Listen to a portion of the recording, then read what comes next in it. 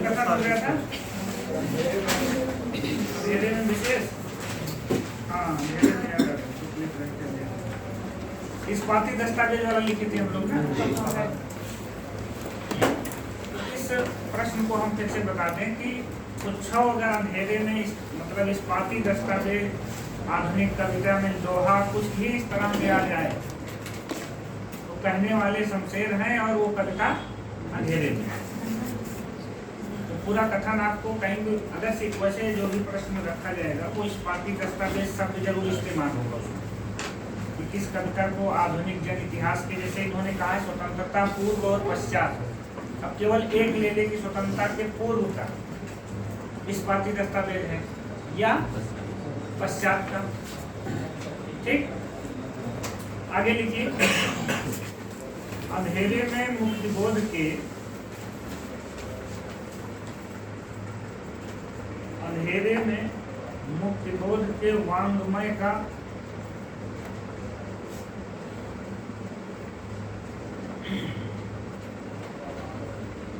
अंतिम पाठ है। अंधेरे में मुक्तिबोध के वांग्मय का अंतिम पाठ है और प्रतिनिधि पाठ है।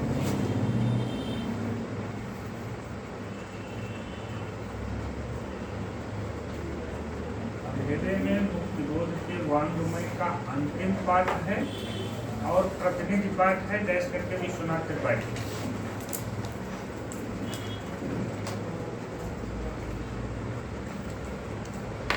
हायर में कुछ हो जाए कहीं से भी आए, लेकिन अंधेरे में जरूर पूछी जाएगी, चाहे जिधर से पूछें, चाहे पात्र पूछें, चाहे बंद पूछें, चाहे किसी का कथन पूछें, चाहे अंधेरे में की लाइन पूछें, लेकिन कुछ न कुछ पूछेंगे जरूर, ये तय है। क्योंकि अगर अंधेरे में से असाध्य बीड़ा से, राम की शक्ति पूजा से, कामायनी से प्रश्न नहीं बनेगा तो जाएगा कहाँ से? कुछ न कुछ। अब ये अलग बात है कि वो कितना कठिन और कितना सरल रख सकते। अगला, अंधेरे में वस्तुतः,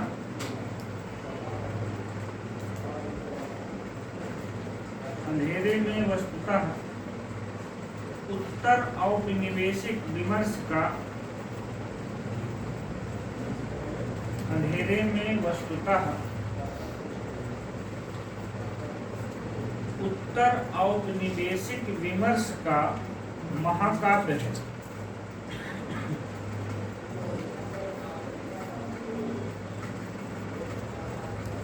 डैश करके राजेश जोशी।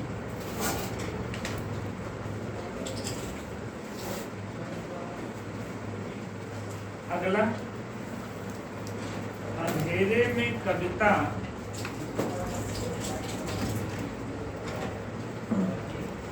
अस्पताल में होने वाले,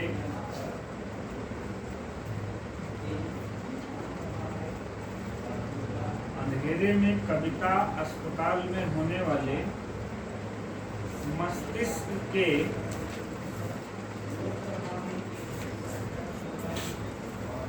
डिसेक्शन, मस्तिष्क के डिसेक्शन, सेक्शन में केवल डी लगा लेना है, डिसेक्शन का प्रतीक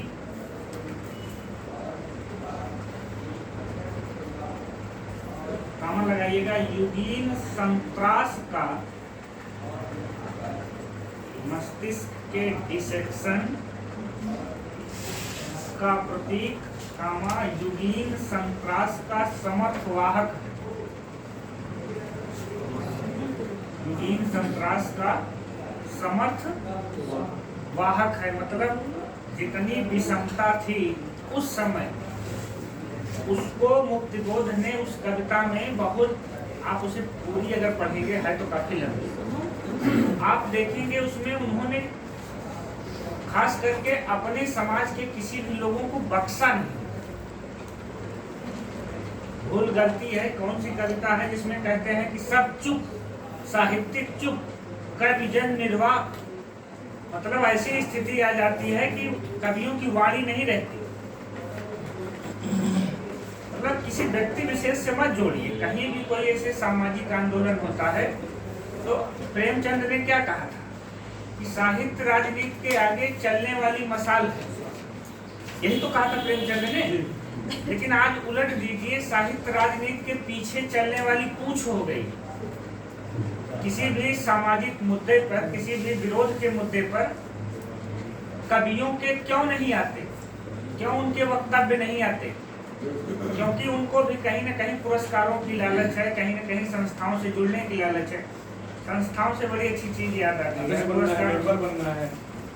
आधुनिक मनोदशा कालीन हो गए, दरबारी कवि हो गए। खैर, हम उस पर नहीं जाते। एक प्रश्न आपको बता के चलते हैं। हर चीज में प्रश्न ही हमारे लिए महत्वपूर्ण है। आधुनिक पुरस्कारों को आर्य चतुर्वेदी ने, जानते हो क्या कहा है? पढ़े हैं? कितने लोग पढ़े आर्य चतुर्वेदी को कायदे से? ये एक तरह से वो शुक्ल जी के इतिहास की पूरक किताब है कि आधुनिक काल में जो नहीं मतलब शुक्ल जी लिख पाए हैं, उस हिस्से का मतलब कोई अभाव की पूर्ति नहीं, लेकिन उस हिस्से के रूप में वो देखी जाती है। उन्होंने पुरस्कारों को आधुनिक अप्सरा कहा। जैसे पहले अप्सराएं आती थी तपस्या भंग करने, वैसे आज के पुरस्कार हैं वो लेखकों को विघ्न डालते हैं। आप चतुर्वेदी के इतिहास पढ़िए, या तो पढ़े हैं तो फिर ठीक से पढ़ने पड़े। वही सब बेहतर तरीके से। हाँ, चलिए चलिए आगे लिखिए। हिंदी में स्वस्थतम, हिंदी के में नहीं, सॉरी, हिंदी के स्वस्थतम। सर इसके पहले वाला इसका कथन है डॉक्टर शिव कुमार शर्मा।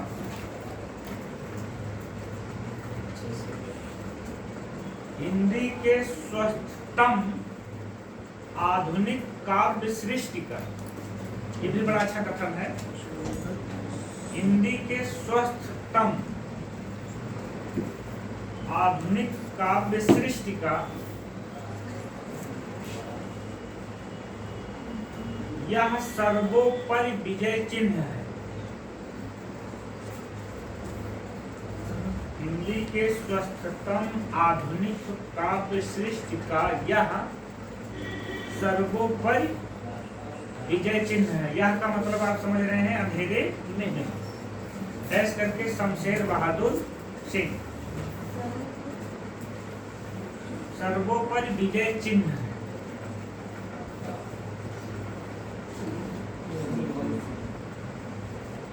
फिर से बोलना पड़ेगा।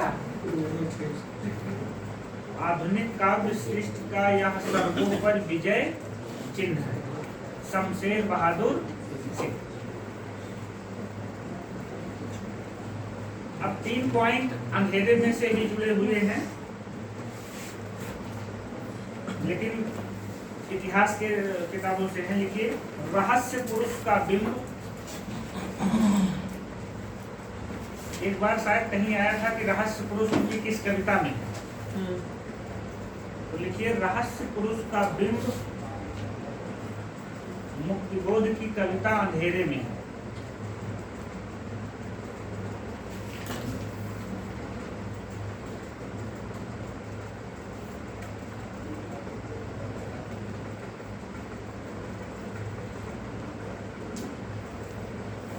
अगला प्रश्न, इस कविता के पहले बंद में, ये सवाल गवर्नमेंट डिग्री कॉलेज में मुझसे किया गया था अलग से। इस कविता के पहले बंद में, बंद अभी बाजू बंद बताएंगे, समझ जाएंगे। इस कविता के पहले बंद में रक्तालोक स्नात, मतलब कि रक्त में नहाया हुआ, रक्तालोक स्नात पुरुष दिखाई पड़ता है। मुझसे यही पूछे थे कौन दिखाई पड़ता है उसमें बार बार।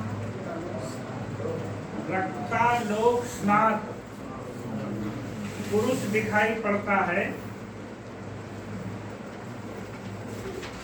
यही कोई एक है यही कोई एक है जो लगातार चक्कर लगाता है।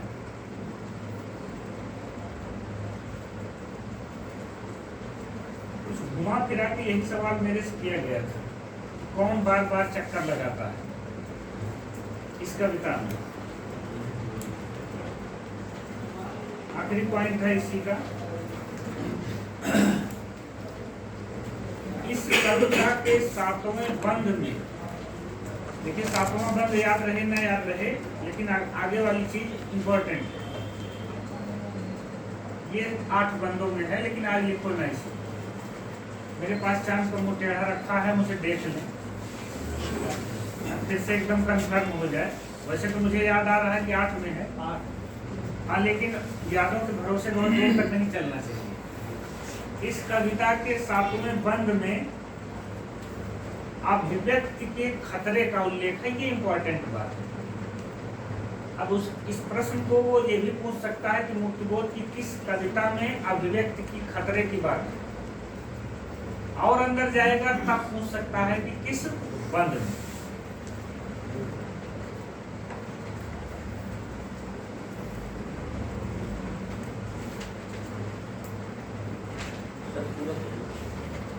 इस कविता के 7वें बंद में अभिव्यक्ति की खतरे का उल्लेख है। अभिव्यक्ति की आजादी पे हमारे डीसी साहब ने अजान से उनको डिस्टर्ब हो रहा है, हल्ला मचाई उतर गया। हाँ, सरकार अपनी है, हाई कोर्ट के जज, चीफ जस्टिस है भाई, प्रभाव तो होगा ही। केवल एक ही सवाल था मेरा कि जीवन में आज तक उनको अजान ने डिस्टर्ब नहीं किया था, आज ये अजान नहीं हो गई कि पद मिलने के बाद काम गड़बड़ हो गया। या प्रचार करने का माध्यम चाहते हैं आप। खैर, सवाल अपनी जगह, हम लोग अपने से चलते हैं। पंक्तियां सबसे पहले अंधेरे में से, यही सब चीजें हैं कि अब ना बोलने का मतलब है कि कब यह चुप निर्वाक, किसी के पास वाणी नहीं है। इस गंगा जमुनी तहजीब में आदमी ये कह सके कि आज के पहले भी अजान हुआ। क्या आपने जीवन में पहली बार अजान सुना है? लेकिन ये है कि दोनों धर्मों को एक मुद्दा मिल गया और टीवी पे बढ़िया बढ़िया बहसें होने लगी। 4 दाढ़ी वाले और उनको टीका वाले बुला के टीआरपी बढ़ाने का अच्छा मसाला मिल गया। अंधेरे में कविता से लिखिए।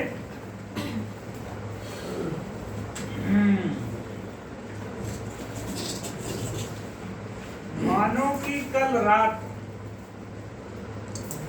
मानो कि कल रात, मानो मान लिया, जैसे कहते नहीं मान लिया, वही मानो। मानो कि कल रात किसी अनपेक्षित क्षण में ही, मतलब जिसकी अपेक्षा नहीं थी, मानो कि कल रात किसी अनपेक्षित क्षण में ही सहसा प्रेम कर लिया हो।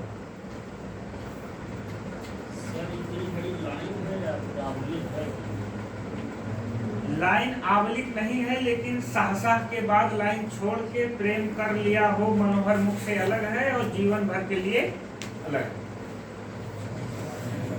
अनपेक्षित क्षण में ही सहसा, वहां तक छोड़ दीजिए, नई लाइन से लिखिए। प्रेम कर लिया हो मनोहर मुख से।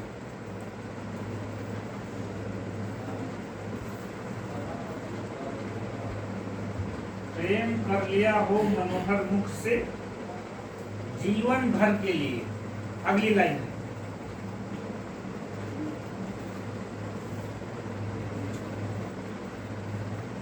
जीवन भर के लिए। ये 3 लाइनें हो गई खत्म। नई लाइन, अगली अलग से लिखो। सब अंधेरे में से ही है लेकिन अलग है। आत्मा के चक्के पर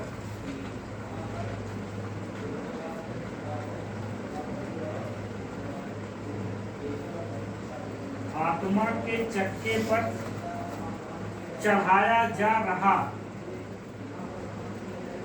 एक लाइन खत्म। आत्मा के चक्के पर चढ़ाया जा रहा, नई लाइन उसी की। संकल्प शक्ति के लोहे का,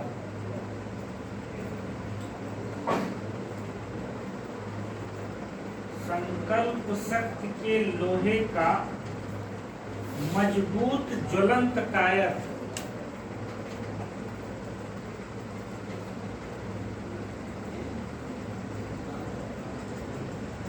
संकल्प शक्ति के लोहे का मजबूत ज्वलंत कायर। अगली पंक्ति नहीं।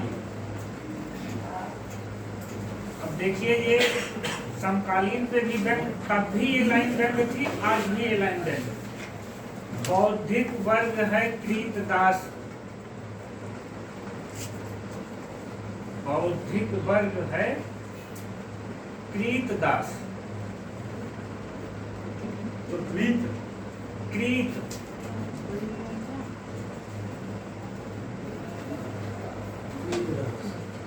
कृत का मतलब खरीदा हुआ, क्रय किया।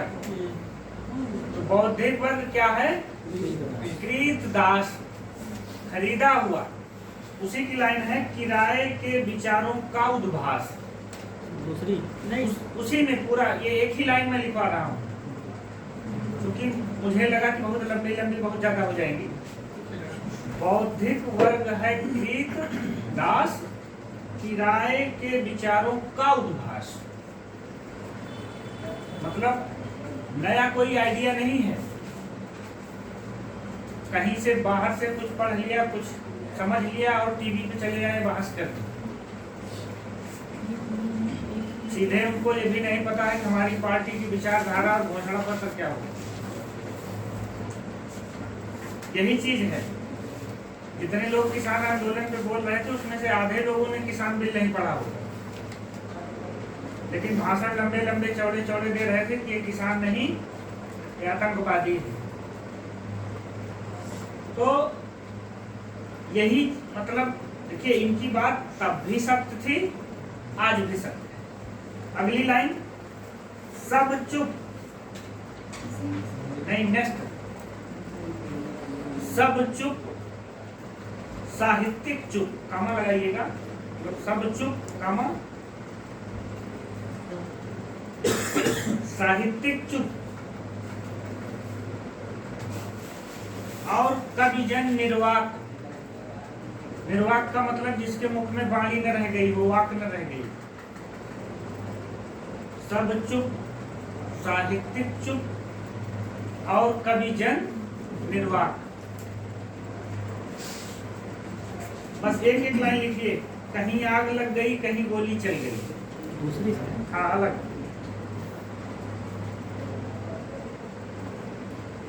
कहीं आग लग गई, कहीं गोली चल गई।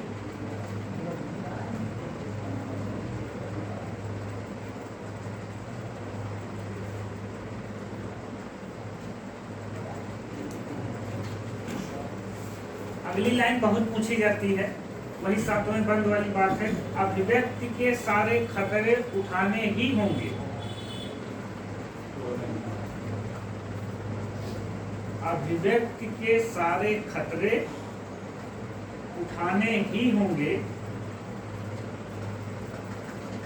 कामा,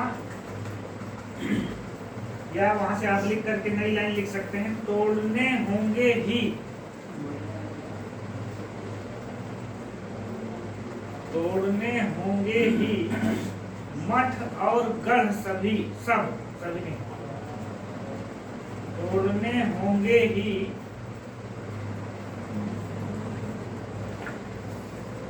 मठ और गढ़ सभी, सब। अगली,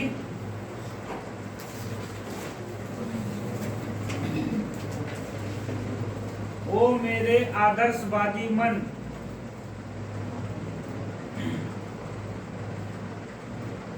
ये थोड़ी सी बड़ी से लिखवा दे, दो अलग अलग हैं, दोनों जोड़ दे रहे हैं। ओ मेरे आदर्शवादी मन, कामा, ओ मेरे सिद्धांतवादी मन,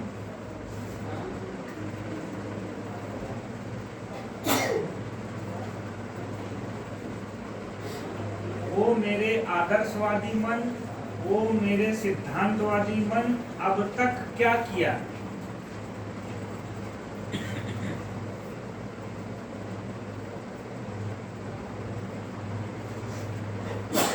जीवन क्या जिया।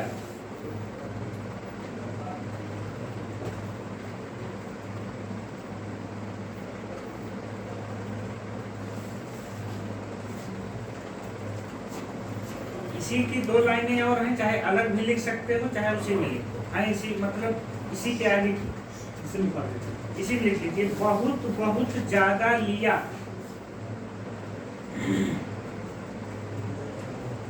ये लाइन भी पूछी गई है, वो मेरे आदर्शवादी मन सिद्धांतवादी मन।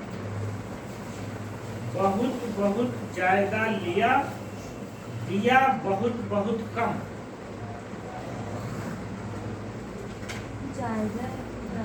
ज्यादा ज्यादा ज्यादा कम नहीं होता। बहुत बहुत ज्यादा लिया, दिया बहुत बहुत कम। अंतिम लाइन है, मर गया देश। उसी में चल रहा है। मर गया देश, कामा लगाइए। अरे जीवित रह गए तुम।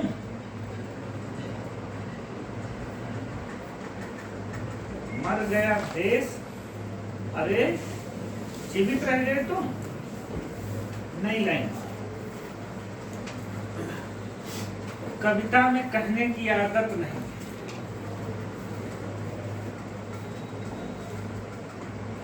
देखिए कितनी बढ़िया लाइनें हैं इन कविताओं की। कविता में कहने की आदत नहीं, पर कह दूं।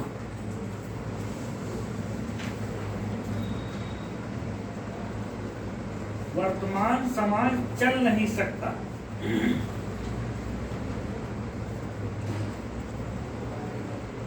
कविता में कहने की आदत नहीं, पर कह दूं। इसके बाद आप लिख करिएगा, नई लाइन पे लिखिएगा, वर्तमान समाज चल नहीं सकता, फिर कामा लगाइए। यहाँ से बड़ी अच्छी बात कह रहे हैं, पूंजी से जुड़ा हुआ हृदय बदल नहीं सकता। जिसको पैसे की लत है उसे सिद्धांत समझाते रहिए, बाबा हो जाएगा तब भी पैसे पीछे परेशान। पूंजी से जुड़ा हुआ हृदय बदल नहीं सकता।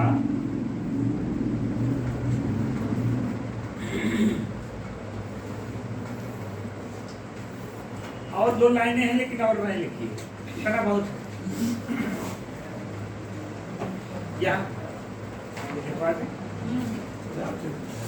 इतनी पर्याप्त पकड़ पकड़ में आ जाएगी ना। अगर आएगी ज्यादातर यही आएगी, कविता में कहने की आदत नहीं, पर ठीक। वर्तमान समाज चल नहीं सकता, पूंजी से जुड़ा हुआ हृदय बदल नहीं। आप पढ़ जरूर दें। स्वतंत्र व्यक्ति का वादी छल नहीं सकता, मुक्ति के मन को जंग। मतलब कह रहे हैं स्वतंत्र व्यक्ति है वो मुक्ति के मन को जंग को छल नहीं सकता। लेकिन जो मेन चीज थी वो पूंजी से जुड़ा हुआ हृदय था, वो आपके पास आ गया। अगला लिखिए,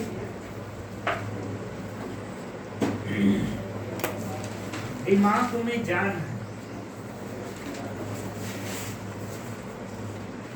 दिमाग में जान है, दिल में दम है।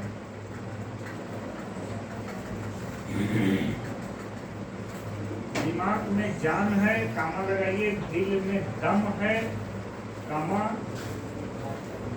सत्य से सत्ता के युद्ध का रंग है।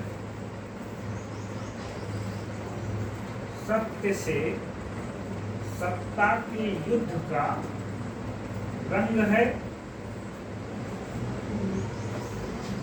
एक कामा, पर कमजोरियां सब मेरे संग।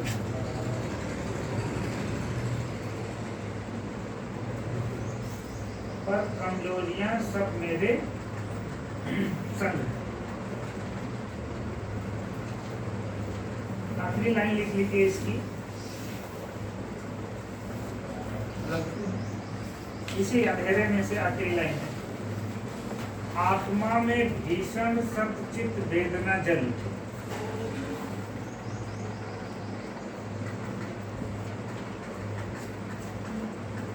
आत्मा में भीषण सतचित वेदना। हम फिर इसकी चर्चा कर रहे हैं कि सतचित आनंद के टक्कर में इन्होंने सतचित वेदना को रखा है। और यही सवाल आया था कि किसने कविता में 3 क्षणों की बात की। वो कविता के 3 क्षण हो गए सतचित वेदना, और वो मुक्तिबोध है, और उनकी कविता अंधेरे में। अब हम लोग लिखेंगे 2 कथन 3 कथन ब्रह्म राक्षस से। हो गया अंधेरे में खत्म हुई। अभी तक बस उतनी ही थी, आत्मा में भीषण सतचित वेदना जल उठी।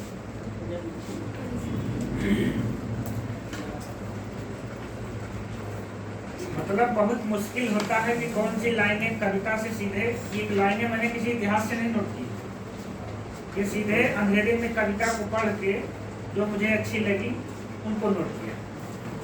लेकिन अब उसमें कई बार समस्या ये होती है कि कौन सी लाइन काटी जाए, कौन सी नोट की जाए, और नोट की जाए तो कितनी बड़ी नोट की जाए। ठीक, ब्रह्म राक्षस से अगली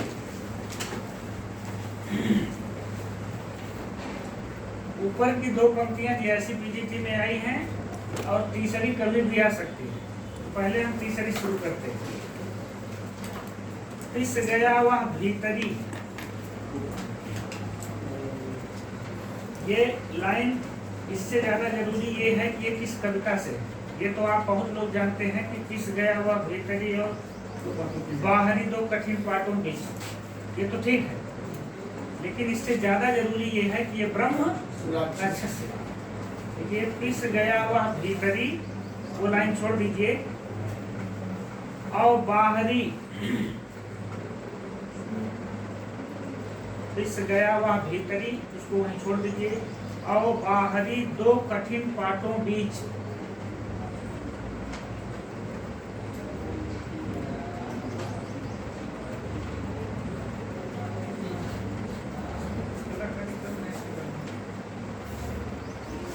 चलिए अगला लिखिए।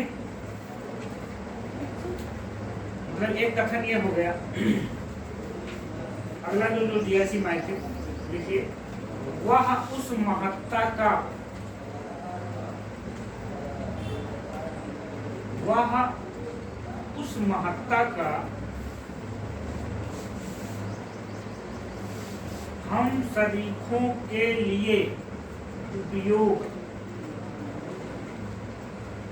वह उस महत्ता का हम सरीखों के लिए उपयोग।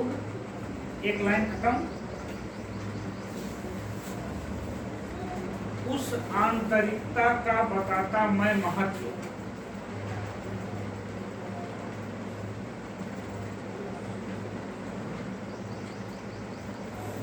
उस आंतरिकता का बताता मैं महत्व। GRC PGT 2009।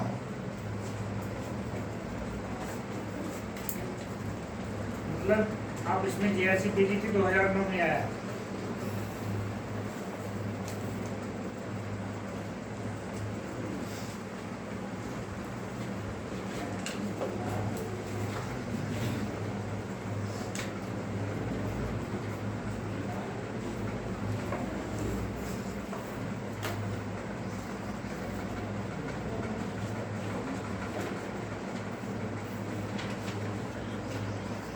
अगला ज्यामितिक संगति, ज्यामितिक ज्यामितिक लिखिए।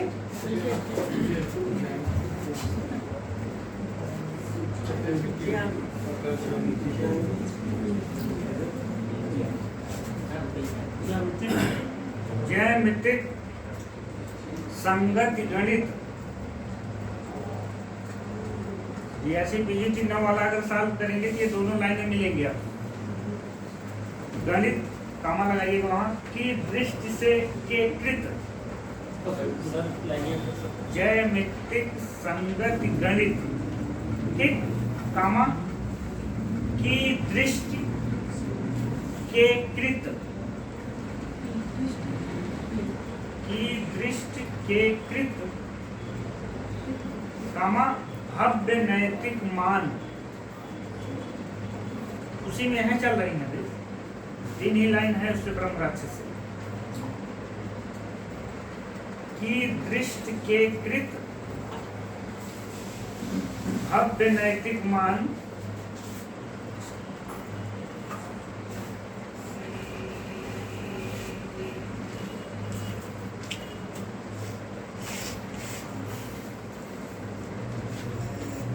आत्मचेतन सूक्ष्म नैतिक मान, हाँ उसी में,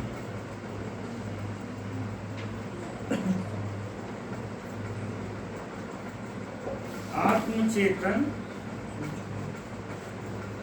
सूक्ष्म नैतिक मान,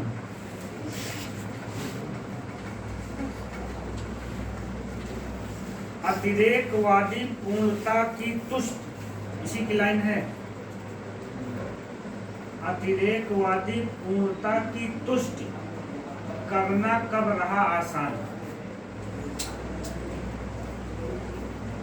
अतिरेकवादी पूर्णता की तुष्टि करना कब रहा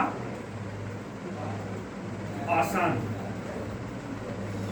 ये लास्ट वाली जो अतिरेकवादी लिखे हैं यही सबसे खास है, क्योंकि जैसे कोई लाइन नोट करिए तो पता लगता है कि उसके ऊपर वाली लाइन भी बिना लिखे अधूरी लगती है, इसलिए पूरा लिखना पड़ा। लेकिन जो जीआईसी में आई थी वो यही आई थी, अतिरेकवादी पूर्णता की तुष्टि करना कब रहा आसान। अब लिखिए अन्य से,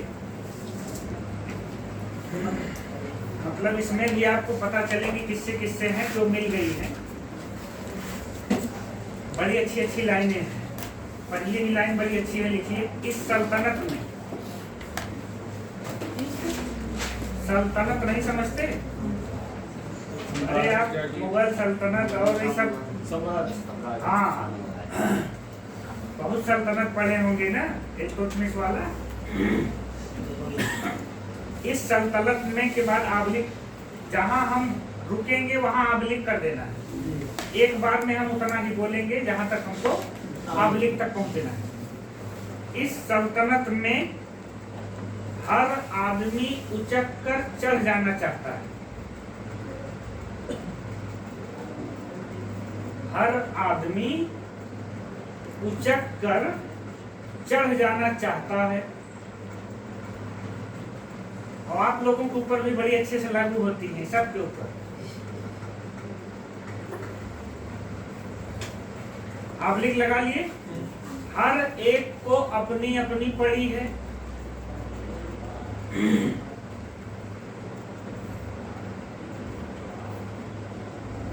इस सल्तनत में हर आदमी उचक कर चढ़ जाना चाहता है, हर एक को अपनी अपनी पड़ी है। आगे, लेकिन इस रेल पेल में लोग कहीं जा रहे, लेकिन इस रेल पेल में लोग कहीं जा रहे हैं। अंतिम लाइन है, लेकिन कोई कहीं नहीं जा रहा।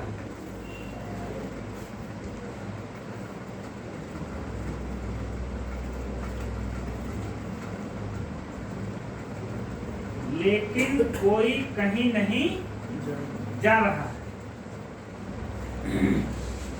इसमें आगे वाली लाइन खास करके ज्यादा इंपॉर्टेंट है कि इस सल्तनत में हर आदमी उचक कर चढ़ जाना चाहता है। जितने लोग यहाँ आए हैं पढ़ने, 3 महीना कोचिंग करने, वो भी चाहते हैं कि उचक कर चढ़ जाएं। जो यहाँ 3 साल 6 साल से लगे हुए हैं वो बेकार है। हमें किसी के ऊपर व्यंग नहीं कर रहे हैं, मतलब किसी व्यक्ति विशेष के ऊपर मेरा कोई कहना नहीं है। केवल एक बात है, केवल साहित्य के क्षेत्र की बात नहीं है। राजनीति में भी आप आएंगे 3 महीना बाद तो सोचेंगे कि हमको टिकट ही मिल जाता, ठीक, हम मेंबर ही बन जाते, यहाँ पहुंच जाते। तो इस सल्तनत की ही व्यवस्था है, इसी पे आदमी व्यंग कर रहा है। इस सल्तनत में हर आदमी उचक कर चढ़ जाना चाहता है, मतलब समय नहीं चाहता कि समय पहले कार्यकर्ता बने फिर नेता बने, पहले नेता बनना चाहता है फिर कार्यकर्ता।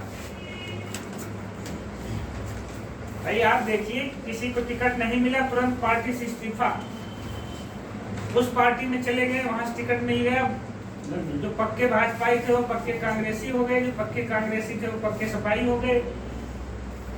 ठीक, किसी व्यक्ति विशेष की बात नहीं है। तो ये व्यंग उतना ही सटीक आज भी है जितना तब जब ये लिखी गई थी 1964 में, तब आज भी उतना सटीक ही व्यंग है। चलिए वो लाइन लिखते हैं मेहतर वाली,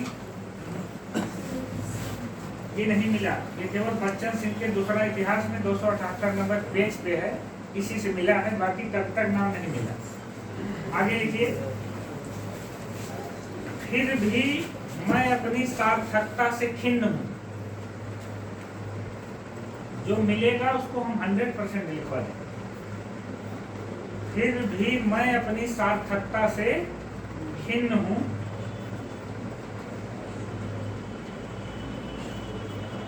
विश्व से अप्रसन्न हूं। आबलिक लगेगा वहां पे, सार्थकता से खिन्न हूं, आबलिक विश्व से अप्रसन्न हूं, फिर आबलिक विष जहर।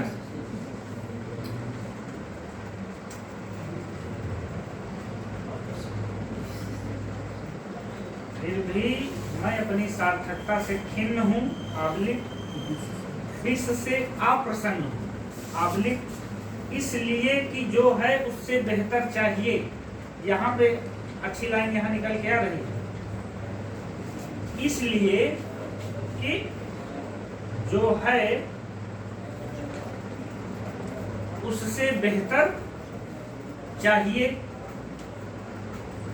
आबलिक पूरी दुनिया साफ करने के लिए मेहतर चाहिए।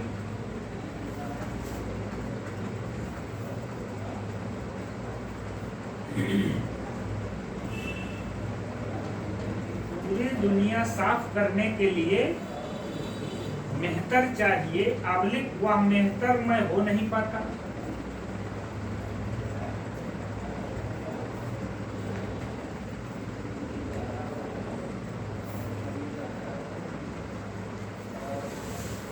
ये ऐसी पंक्तियां हैं, इसको खूब मन लगा के अगर आप पढ़ेंगे तो इन्हें याद करने की जरूरत नहीं पड़ेगी। केवल फर्क वही है कि आप मन लगा के कितना पढ़ते हैं। जब आप इन पंक्तियों, ये पंक्तियां आप लिख दीजिए चंबल की घाटी में, डैश करके चंबल की घाटी में, फिर ब्रेकअप में चांद का मुंह टेढ़ा है। चंबल की घाटी में है सब लिखा है। हाँ यार हमारे पास है तो हम भी देखते हैं। चंबल की घाटी में है 27 नंबर पे है।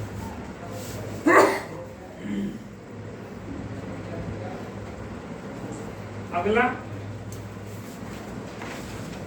दुख तुम्हें भी है, दुख मुझे भी।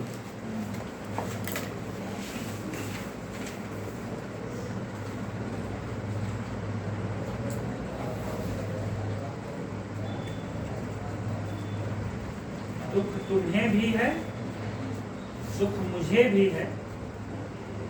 नई लाइन, हम एक ढहे हुए मकान के नीचे दबे हैं।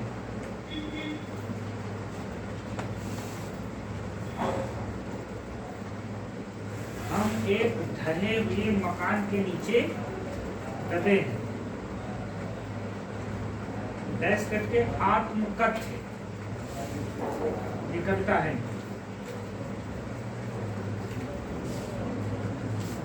हम एक ढहे हुए मकान के नीचे दबे।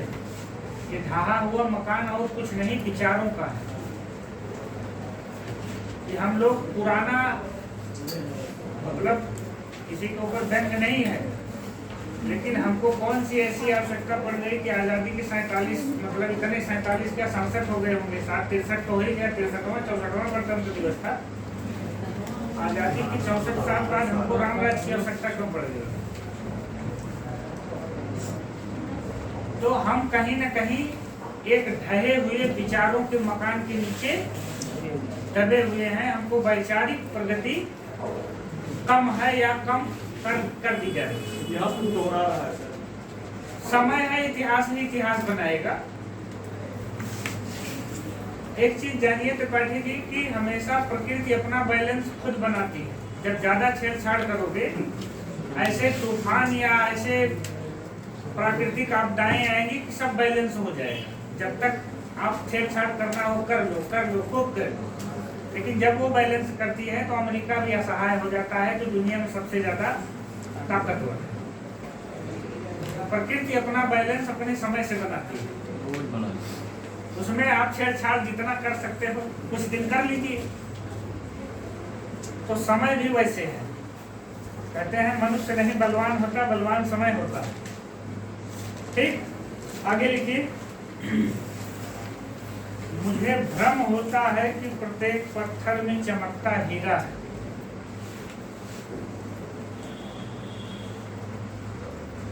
मुझे भ्रम होता है कि प्रत्येक पत्थर में चमकता हीरा है।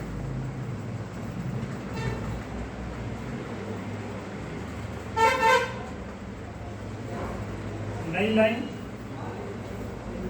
प्रत्येक वाणी में महाकाव्य की पीड़ा है।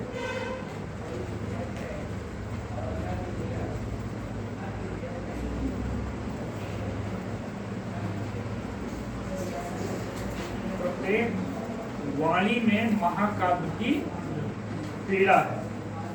डैश करके कदम कदम पर मुझे।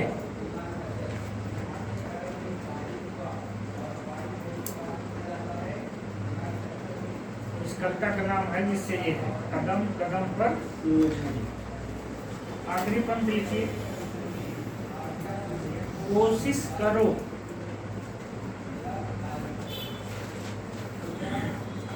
आप लिख करके 3 बार लिखो इसे। कोशिश करो, कोशिश करो, कोशिश करो।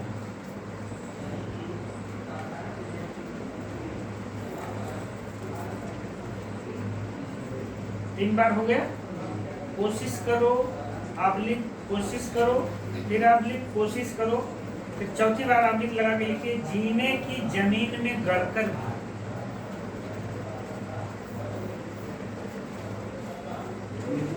जीने की जमीन में गड़कर भी।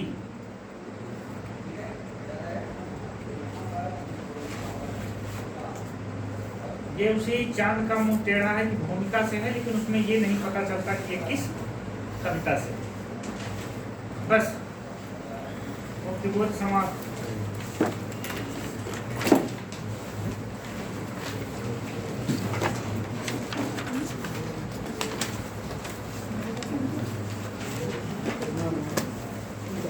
रंगे राघव।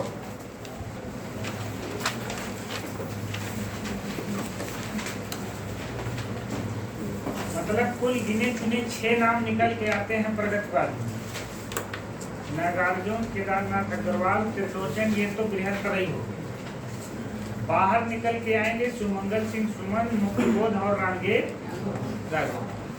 कई बार बड़ा सिंपल सा सवाल आता है कि निम्नलिखित में से प्रगतिवादी कवि नहीं है या प्रगतिवादी कवि हैं। तो कंफ्यूजन ना हो, मेरे हिसाब से ज्यादा अच्छा है कि बृहत्तर के लोगों को ही रखा जाए। जैसे अगर इस तरह के सवाल बनाए भी जाए तो उसमें मुक्तिबोध को रखने से बड़ा असमंजस हो जाएगा, क्योंकि नई कविता के कवि भी हैं, प्रयोग बाद में भी आते हैं। लेकिन वस्तुतः ये मतलब इनको प्रगतिशील कहा जाए तो सबसे बेहतर शब्द होगा। इनको अगर ऑप्शन में है तो यही मारा जाए कि प्रगतिवादी। देखिए बस अंतर केवल ये है कि और जितने प्रगतिवादी कवि थे वो रूढ़िवादी थे, अपने को केवल प्रगतिवाद तक बांध के रखे थे। क्या फसोर चल रहा भाई? फसोर न करो, ये समय हमारा है। हाँ, इलाका समझ लीजिए। तो अभी थोड़ी देर हमको फसोर करने दीजिए। कोई समस्या हो तो बताओ। कोई मन में संदेह हो, सवाल हो। रांगे राघव को आपने पढ़ा ही होगा कि इनका मूल नाम त्रयंबक वीर भट्टाचार्य था। ठीक, तो यहाँ हम ज्यादा इतिहास पे इनके नहीं जाते हैं। इन पर जब हम लोग उपन्यास पढ़ेंगे तो वहाँ पे ये भी देखिए, अगर याद हो आपको तो वहाँ भी ये प्रगतिवादी उपन्यासकारों में आते हैं। यशपाल, रंगे राघव, भैरव प्रसाद गुप्त, ये सारी पूरी श्रृंखला प्रगतिवादी उपन्यासकारों से। ठीक, रामेश्वर शुक्लांचल भी उसी में आ जाते हैं। इनकी 5 रचनाएं हैं, लिख लीजिए बस, और कुछ नहीं इनसे। इनका जन्म मृत्यु सब उपन्यास में नोट करेंगे। मूल नाम केवल इतना लिख लीजिए कि इनका मूल नाम त्रयंबक वीर भट्टाचार्य। अरे भट्टाचार्य, राघवाचार्य, आगे वाला पकड़ लीजिए ना। राघवाचार्य था कि भट्टाचार्य, मुझे याद आ रहा है कि भट्टाचार्य था। त्रयंबक वीर, अच्छा सवाल है, मामा की भाई समझा है, समाधान के अरे का लिखेंगे?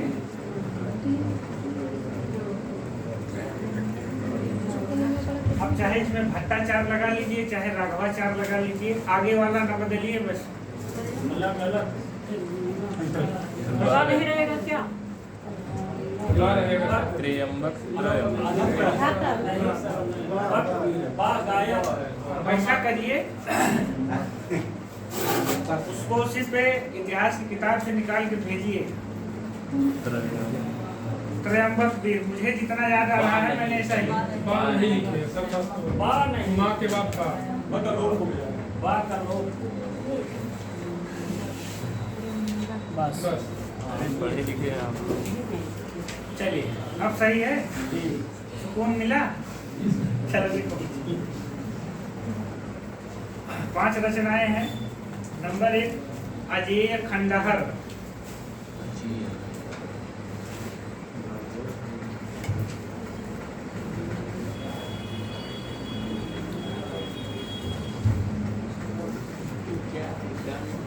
अजेय खंडहर। इसी के आगे लिखना है कि यह झनकार, ललकार और हुंकार 3 खंडों में विभक्त है। एक नहीं, 1944 देखिए।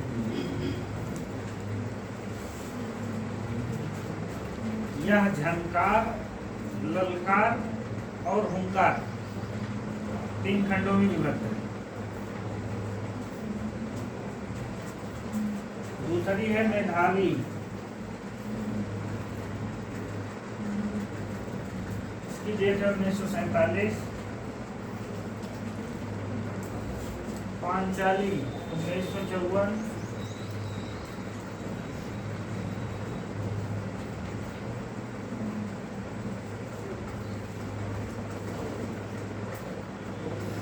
राह के दीपक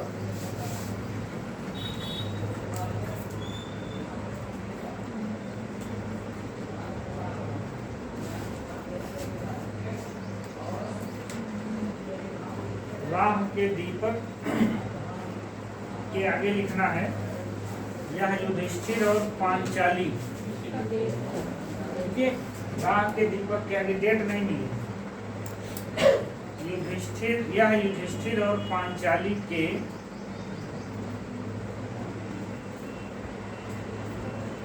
चरित्रों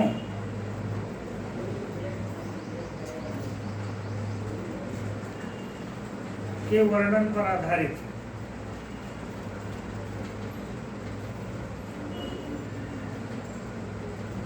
आखिरी है पिघलते पत्थर।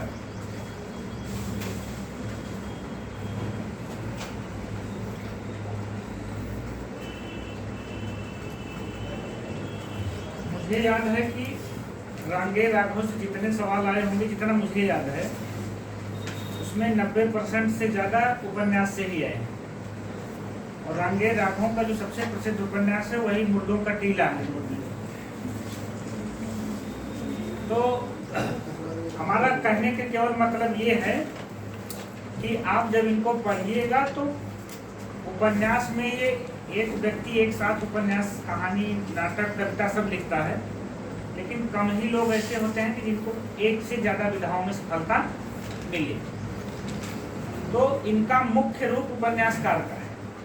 हमारा कहने का मतलब यही, कविता से मुझे नहीं याद है कोई सवाल अभी तक मेरे जानकारी में आया है। प्रगतिवाद समाप्त हो गया, हम चलते हैं प्रयोगवाद।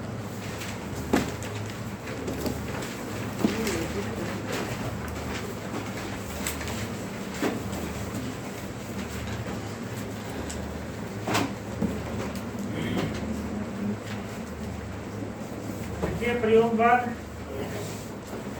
1947 से 1953 43